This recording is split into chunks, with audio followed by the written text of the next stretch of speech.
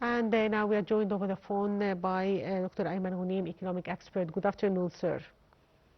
Good afternoon to you, madam. Dr. Ayman, Egypt's transit trade volume surged by 35% year-on-year in the first quarter of 2026 as the government accelerates customs facilitation measures and leverages major infrastructure upgrades. How could this lead to position the country as a global logistics hub?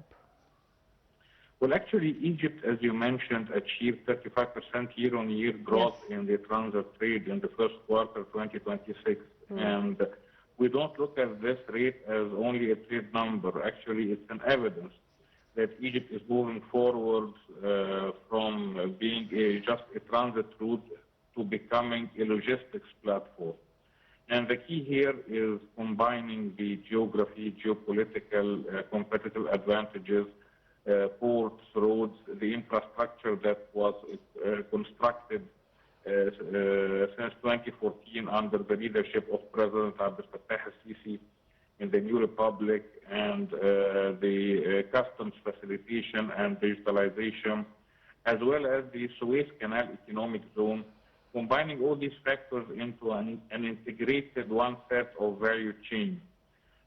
Actually, to prove this also, Egypt ranked 19th globally and first in Africa in the UNCTAD's Liner Shipping Connectivity Index in first quarter 2026. And this confirms that Egypt is already well connected to global shipping networks, and as I said, is becoming a logistics platform, a regional as well as international logistics platform. It's positioning itself to play that role. So, sir, how do you weigh the government's efforts to streamline procedures to benefit the country's significant infrastructure expansion? Well, as you mentioned, infrastructure alone is not enough. Yes. You have ports, you have roads, dry ports, and industrial zones.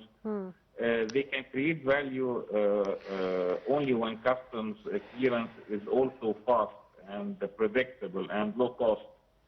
That's why the government customs facilitation is very important, because they reduce the so-called hidden cost of trade, like waiting time, paperwork, guarantees, and uncertainty, red tape, all these factors, all these hidden costs.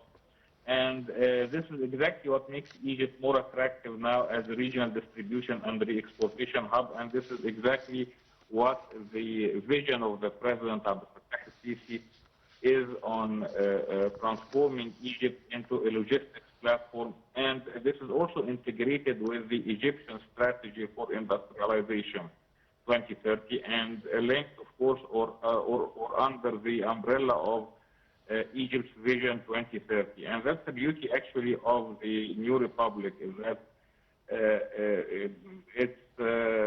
it works in a scientific way, in an integrated, organized way, and within a certain vision, and you can find that all the endeavors are streamlined within that vision.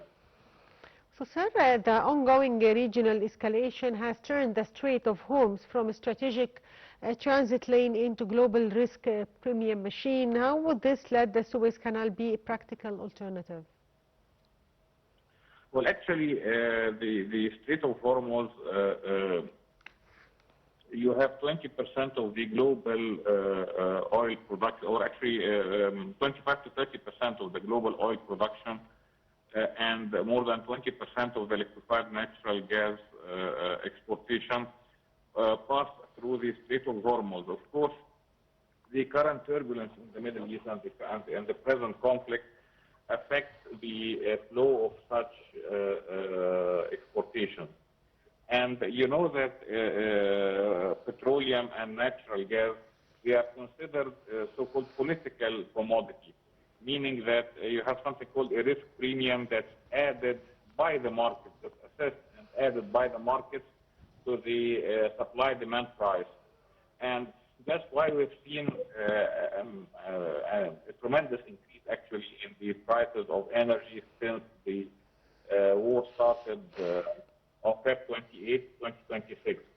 Now, here we have to look at Suez Canal not only as a substitute for hormones, because it cannot become a substitute for hormone traits, but its advantage is different actually. It's safe and short strategic corridor between Asia, Europe, and the Mediterranean.